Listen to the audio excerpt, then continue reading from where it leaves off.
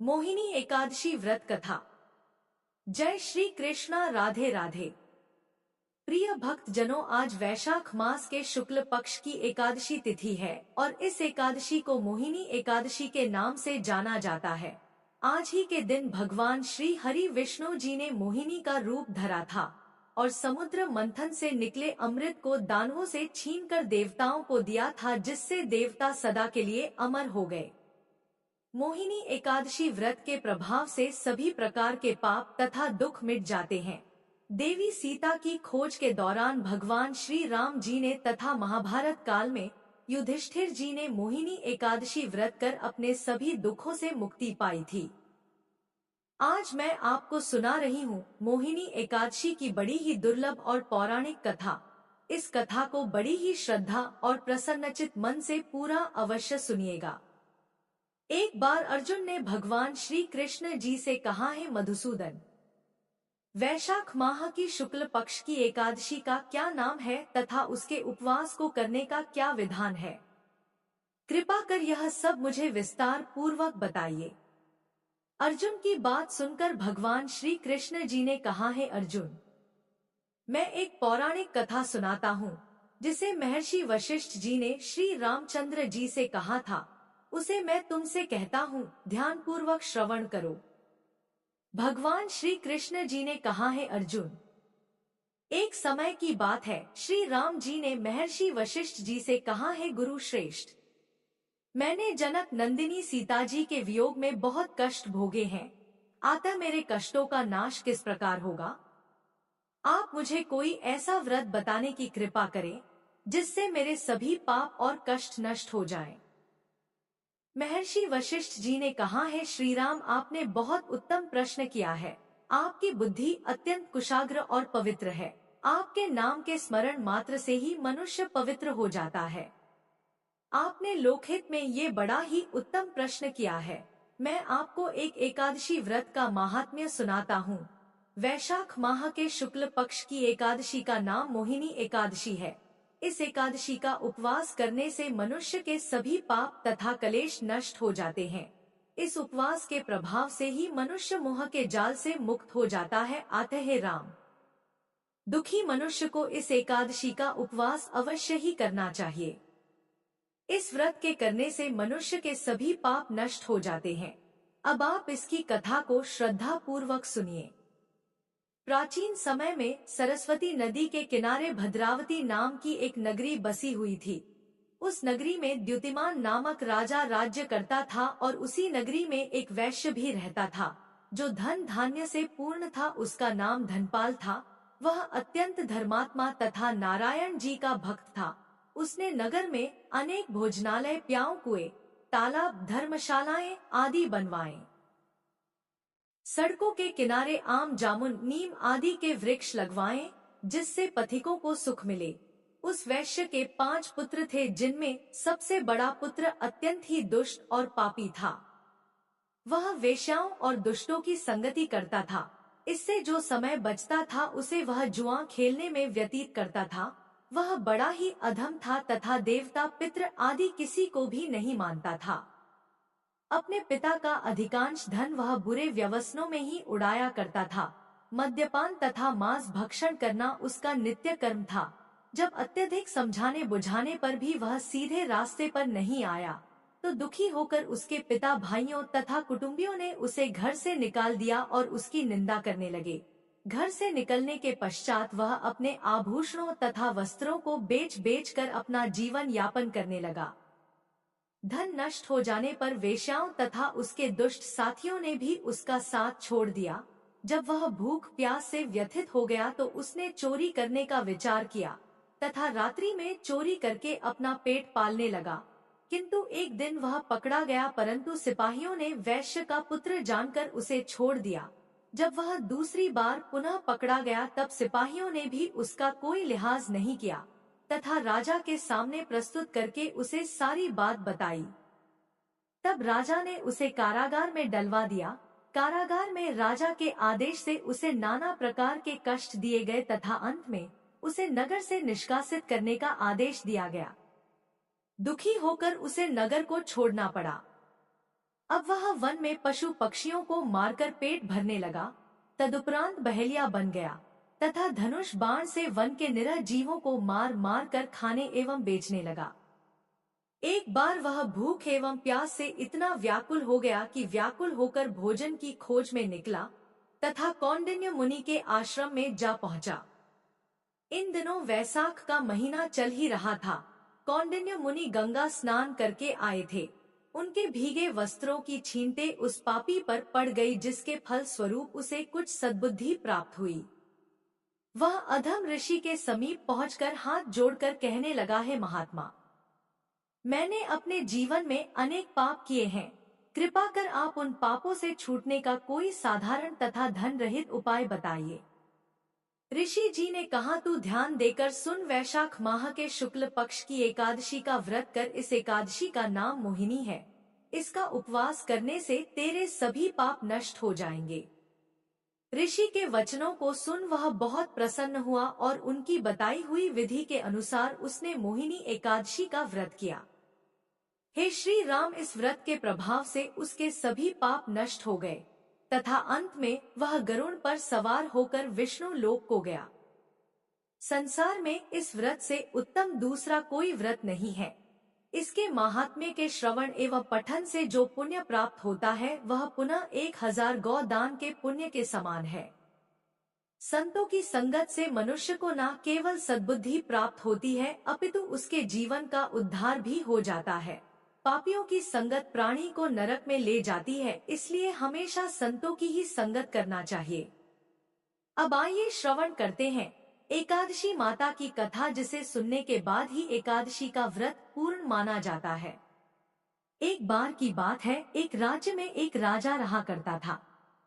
राजा बहुत ही बुद्धिमान और बलशाली था। वह सदैव अपनी प्रजा का बहुत ही अच्छे से ध्यान रखता था। प्रजा भी अपने राजा को बहुत पसंद करती थी। राजा के 2 बेटियां थी। राजा अपनी दोनों बेटियों से बहुत ही प्रेम किया करता था। राजा की दोनों बेटियां बहुत ही सुंदर थी, लेकिन राजा की छोटी बेटी देखने में बहुत ही सुंदर और धार्मिक प्रवृत्ति की थी। वह 12 मास 11 माता की पूजा और व्रत किया करती थी। सभी लोग राजा की छोटी बेटी से बहुत ही प्रेम करते थे और खूब प्रशंसा किया करते थे।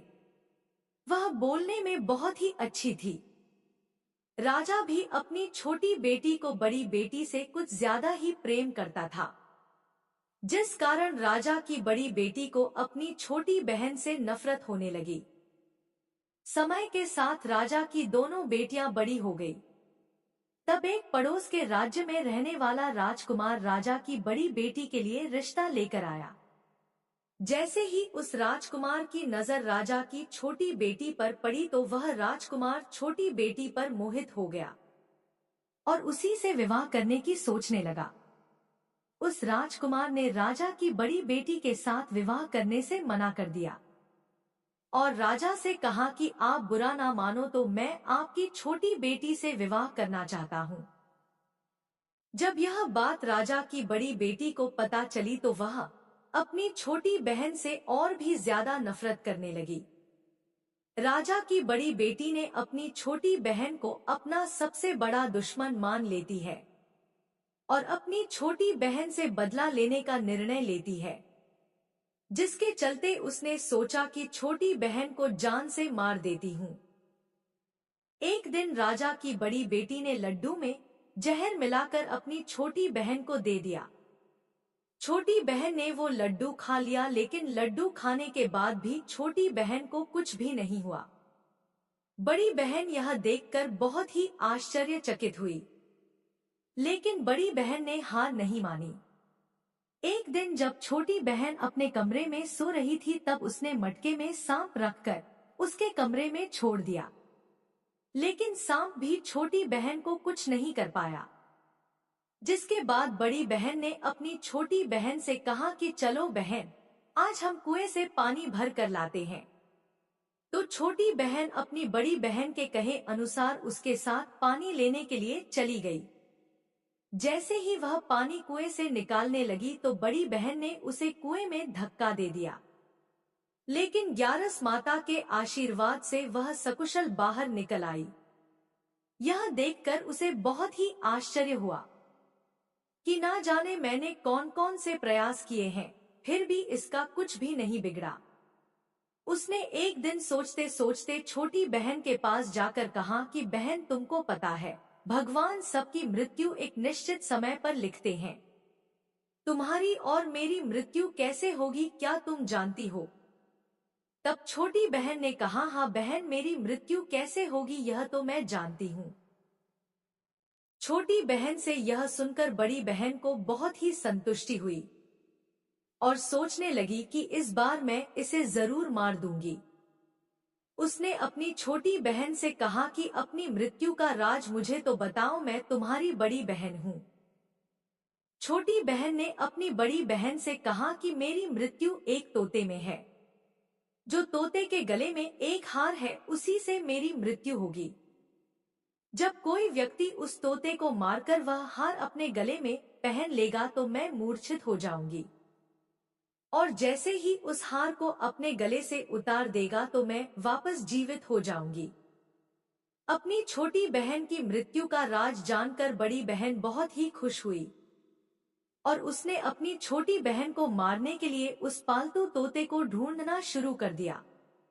लेकिन छोटी बहन को इस बात का पता था कि वह मेरी जान लेना चाहती है। वह अपने पिताजी के पास गई और अपने पिताजी से कहा कि पिताजी, अगर मेरी मृत्यु हो जाए तो मुझे जलाना मत, बल्कि आप मुझे पुरानी वाली जो हवेली है उसमें एक पलंग पर लिटाकर छोड़ देना। अपनी छोटी बेटी के मुंह से यह बात सुनकर राजा को बहुत ही बुरा लगा। उसने अपनी बेटी से पूछा कि बेटी, तुम ऐसी बातें क्यों कर रही हो? 2-4 दिन में तेरी शादी होने वाली है। तब राजा की छोटी बेटी ने बताया कि पिताजी, समय किसी के लिए नहीं रुकता, कब क्या हो जाए किसी को कुछ भी पता नहीं है। फिर राजा ने अपनी छोटी बेटी से कहा कि तुम्हारा ऐसा बोलना मुझे बिल्कुल भी अच्छा नहीं लगता। लेकिन छोटी बेटी ने अपने पिताजी को ऐसा करने पर मजबूर कर दिया और वचन ले लिया कि मरने के बाद जलाना नहीं है। तो राजा ने भी अपनी छोटी बेटी की बात मान ली और 2-3 दिन बाद जब शादी का समय आया, घर में पूरा शादी का माहौल था। पूरे गाजे बाजे के साथ बारात आई। राजकुमार बारात लेकर राजा के घर आया। राजकुमार और राजा की छोटी बेटी का विवाह शुरू हो गया। जैसे ही राजा की छोटी बेटी राजकुमार के साथ अपने फेरे लेना शुरू करती है, तो उसी समय उसकी बड़ी बहन अपनी छोटी बहन के कमरे में जाकर उसके तोते को पकड़ लेती है और उसे जान से मार देती है। तोते के गले में जो हार था उसे अपने गले में धारण कर लेती है। जैसे ही बड़ी बहन ने हार को अपने गले में डाला तो उधर छोटी बहन के 3.5 फेरे ही पूरे हुए थे और वह बेहोश होकर गिर गई। इसके बाद राजा ने बड़े बड़े हकीम को बुलाया, अपनी छोटी बेटी का इलाज करने को कहा। राजा ने कहा, कोई मेरी बेटी का इलाज कर दो, मुंह मांगा इनाम दिया जाएगा।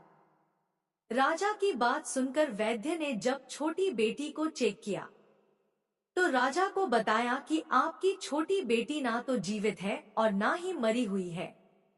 मैं तो मेरे जीवन में ऐसा पहली बार देख रहा हूँ। तो राजा ने वैद्य और हकीम को कह दिया कि यह बात बाहर किसी को मत बताना। अगर तुमने यह बात और किसी को बताई तो हम तुम्हें फांसी की सजा देंगे। राजा ने अपनी छोटी बेटी को पुराने महल में ले जाकर एक पलंग पर लेटा दिया। वहां पर कुछ सैनिकों को तैनात कर दिया और स्वयं महल पर आ गया। राजा की बड़ी बेटी अपने पिताजी के पास गई और कहने लगी कि पिताजी, अगर यह शादी संपन्न नहीं हुई तो आपकी इज्जत का क्या होगा? अगर आप कहो तो मैं आपकी इज्जत बचाने के लिए राजकुमार से शादी करने के लिए तैयार हूँ।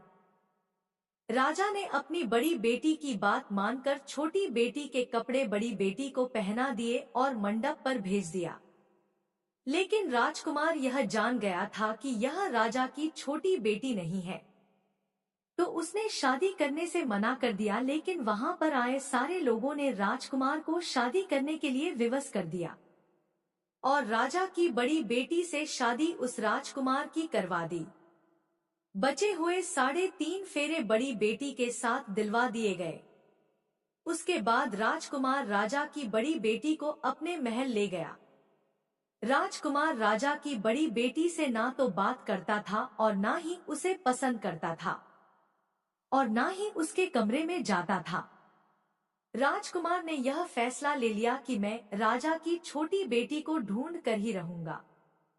वह रात दिन उसे ढूंढता हुआ इधर उधर घूमने लगा।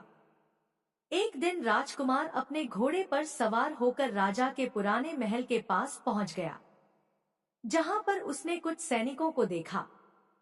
महल के पास पहुंचकर राजकुमार ने जब महल को ध्यान से देखा तो वह समझ गया कि यह मेरे ससुर का पुराना महल है। तब राजकुमार ने सैनिकों से पूछा कि तुम लोग यहाँ पर क्या कर रहे हो और इस महल के अंदर उस पलंग पर कौन लेटा है। तो सैनिकों ने बताया कि यहाँ पर राजा की छोटी बेटी लेटी है। यह सुनकर राजकुमार बहुत ही खुश हुआ और तुरंत उससे मिलने के लिए अंदर चला गया। लेकिन अंदर जाकर देखा तो वो तो बिल्कुल बेहोश थी। राजकुमार उसकी सेवा करने लगा। जैसे ही रात हुई राजा की छोटी बेटी उठकर बैठ गई। राजकुमार यह देखकर बहुत ही खुश हुआ और उससे पूछने लगा कि तुम यहाँ पर क्या कर रही हो, ऐसे बीच फेरों से गायब होकर यहाँ पर क्यों चली आई, तुम मेरे साथ चलो। राजा की छोटी बेटी ने राजकुमार को सारी बात बता दी। बताया कि मेरी जान एक तोते में बसी थी और यह बात मैंने अपनी बड़ी बहन को बता दी थी। मुझे पता है कि उसी ने मुझे मारने का प्रयास किया है। उसके पास एक हार है जिसको वह सुबह पहन लेती है और रात को उतार कर रख देती है। जब तक वह हार को पहने रखती है तब तक मैं मूर्छित रहती हूँ और जैसे ही वह हार को उतार देती है तो मैं जीवित हो जाती हूँ। और जब तक मेरी बड़ी बहन के पास वह हार है तब तक मैं ऐसे ही जीवित और मूर्छित होती रहूंगी। अगर मेरी बड़ी बहन के पास जो हार है वह मेरे हाथ आ जाए तो मैं हमेशा के लिए जीवित हो जाऊंगी। राजकुमार यह बात सुनकर राजा की छोटी बेटी के पास रहने का निर्णय ले लिया और बचे हुए फेरे लेकर अपने विवाह को भी पूरा कर लिया और वहीं पर रहने लगा। ऐसे करते करते काफी समय बीत गया। राजा की छोटी बेटी गर्भवती हो गई। एक दिन राजकुमार को किसी काम से बाहर जाना पड़ा तो पीछे से राजा की छोटी बेटी के पेट में बहुत जोरों से दर्द होने लगा। उसने उस समय ग्यारस माता का आह्वान किया, जिसके बाद ग्यारस माता वहां पर प्रकट हुई और उन्होंने उसके दर्द को दूर किया। एक सुंदर पुत्र को उसने जन्म दिया। जब आधी रात को राजकुमार बाहर से आया तो उसने ग्यारस माता को देखा तो वह बहुत ही आश्चर्यचकित हुआ। उसने तुरंत माता को प्रणाम किया। ग्यारस माता ने राजकुमार से कहा कि जब तुम्हारा बेटा 5 वर्ष का हो जाए तो तुम अपनी पत्नी का हार लाकर इसके गले में डाल देना, जिससे यह हमेशा के लिए जीवित हो जाएगी। समय के चलते राजकुमार का बेटा 5 साल का हो गया। एक दिन राजकुमार को फिर किसी काम से बाहर जाना पड़ा। उसने अपने बेटे से कहा, तुम अपनी माता का ध्यान रखना और मैं शाम तक लौट आऊंगा। जैसे ही राजकुमार वहां से बाहर निकला तो बड़ी बहन के सैनिकों ने उसे देख लिया और बड़ी बहन को जाकर सारी बात बता दी। जिसके बाद बड़ी बहन अपनी छोटी बहन के पुत्र को वहां से उठवा लिया और उसे मरवा दिया। उसके 2 टुकड़े करवाए। पहले टुकड़े को चक्की के पास छुपा दिया और दूसरा टुकड़ा अपने पलंग के नीचे रख लिया। यह देखकर ग्यारस माता ने भिखारी का रूप धारण किया और उसके घर आ गई। भिक्षा मांगने लगी तो बड़ी बहन ने अपने नौकरों से कहा कि जाओ भिखारी को भिक्षा दे दो। लेकिन जैसे ही नौकर ग्यारस माता को भिक्षा देने के लिए जाता है तो माता उन्हें मना कर देती है और कहती है कि मैं तुम्हारी रानी से ही भिक्षा लूंगी। नौकरों ने अंदर जाकर कहा कि रानी वह हमसे भिक्षा नहीं ले रही है, बोल रही है कि मैं रानी से भिक्षा लूंगी। जब बड़ी बहन स्वयं भिक्षा देने के लिए भिखारिन बनी ग्यारस माता के पास आती है, उससे पहले ही माता एक बिल्ली का रूप बनाकर उसके कमरे में चली जाती है। वहां पर जो छोटी बेटी के पुत्र का एक टुकड़ा था वह उठा लेती है और दूसरा चक्की के पास से उठाकर जीवित कर देती है और वहां से लेकर चली जाती है और राजकुमार को सारी बात बताकर उन्हें उसका बेटा सौंप देती है। राजकुमार अपने बेटे को लेकर उस बड़ी बहन के पास जाता है और उसे कहता है कि इस बच्चे का अच्छे से ध्यान रखना है। अगर तुम इस बच्चे का अच्छे से ध्यान रखोगी तो ही मैं तुमसे बात करूंगा, वरना मैं यहाँ से चला जाऊंगा। एक दिन राजकुमार ने अपने बच्चे से कहा कि तुम ऐसा करो, तुम्हारी माँ के गले का वो हार मांग लो, तुम्हारी जिद की वजह से वह तुम्हें दे देगी। अपने पिताजी के कहे अनुसार लड़का अपनी बड़ी माँ के पास जाकर कहता है कि माँ, मुझे तुम्हारे गले का हार चाहिए। यह सुनकर उसकी माँ को पहले तो बहुत गुस्सा आता है, पर उसको याद आता है कि राजकुमार ने कहा है कि अगर मैं इस बच्चे का अच्छे से ध्यान रखूंगी तो ही वह मुझसे बात करेंगे। वह सोचती है कि छोटी बहन अब तक तो मर गई होगी, उसे जला भी दिया होगा, अब कौन सी जिंदा होने वाली है। यही सोचकर वह हार को निकालकर उस बच्चे को दे देती है। वह बच्चा उस हार को ले जाकर अपने पिताजी को दे देता है। तो राजकुमार अपने बेटे और उस हार को लेकर वहां से चला जाता है और जाते हुए कहकर जाता है कि तुम हमारे लिए खाना बनाकर तैयार रखना, मैं शाम को आकर तुम्हारे साथ ही खाना खाऊंगा। यह कहकर अपने बेटे को लेकर वहां से सीधा राजा के पास जाता है और राजा को सारी बात बता देता है। राजा अपनी बड़ी बेटी की यह करतूत सुनकर बहुत ही क्रोधित होते हैं और अपनी परवरिश को दोष देने लगते हैं। राजा राजकुमार को अपनी छोटी बेटी के साथ रहने का आदेश देते हैं। राजकुमार वह हार लेकर छोटी रानी के पास जाता है और उसके गले में वह हार डाल देता है, जिससे वह जीवित हो जाती है। दोनों बहुत ही खुश होते हैं। राजकुमार अपने बेटे और अपनी पत्नी को लेकर अपने राज्य में चला जाता है। इस तरह एकादशी व्रत के प्रभाव से राजा की छोटी बेटी को अपने जीवन में आई तमाम मुसीबतों से छुटकारा मिलता है। एक बार प्रेम से बोलिए एकादशी माता की जय। आइए अब बड़ी ही श्रद्धा और प्रसन्न चित्त मन से इस मनोकामना को पूरी करने वाली कथा को सुनते हैं। एक बार भगवान श्री हरि विष्णु माता लक्ष्मी के साथ हरिद्वार में घूम रहे थे। माता लक्ष्मी ने देखा कि सारे मनुष्य गंगा में स्नान करके हर हर गंगे कहते जा रहे हैं, परंतु सभी लोग दुखी और परेशान हैं।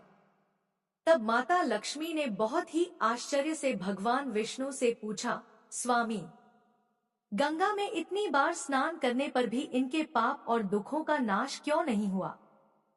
क्या गंगा में अब सत्यता नहीं रही? भगवान विष्णु बोले, गंगा में तो वही सामर्थ्य है, परंतु इन लोगों ने पापनाशिनी गंगा में स्नान ही नहीं किया, फिर इन्हें लाभ कैसे मिलेगा? माता लक्ष्मी जी ने आश्चर्य से कहा कि स्नान कैसे नहीं किया? सभी तो हमारे सामने स्नान करके जा रहे हैं, अभी तक तो इनके शरीर भी नहीं सूखे हैं। भगवान विष्णु ने कहा, यह लोग तो केवल जल में डुबकी लगाकर ही आ रहे हैं, तुम्हें मैं कल इसका रहस्य समझाऊंगा। दूसरे दिन बहुत जोर से बारिश होने लगी। सारी गलियां कीचड़ से भर गई। एक चौड़े रास्ते में एक बड़ा सा गड्ढा था।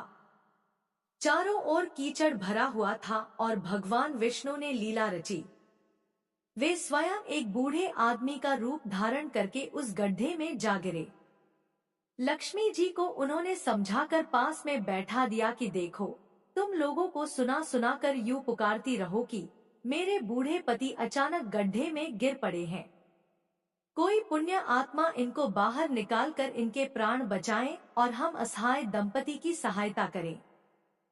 भगवान विष्णु ने यह भी समझा दिया कि जब कोई व्यक्ति गड्ढे में से मुझे बाहर निकालने को तैयार हो जाए, तब इतना और कह देना कि मेरे पति सर्वथा निष्पाप है।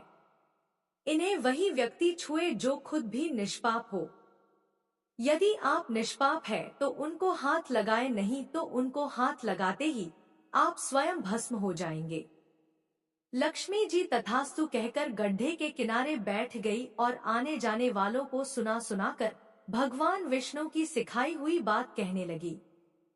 गंगा में नहाकर लोगों के झुंड आ रहे हैं और सुंदर युवती को यूं बैठी देखकर कुछ लोगों के मन में पाप आया और कुछ लोगों को धर्म का भय हुआ और कुछ लोग कानून से डरे और कुछ लोगों ने तो लक्ष्मी जी को यह भी कह दिया कि मरने दो इस बुढ़े को, क्यों इसके लिए रोती है। और कुछ दयालु और चरित्रवान पुरुषों ने उस युवती के पति को बाहर निकालना चाहा, परंतु लक्ष्मी जी के वचन सुनकर वे भी रुक गए।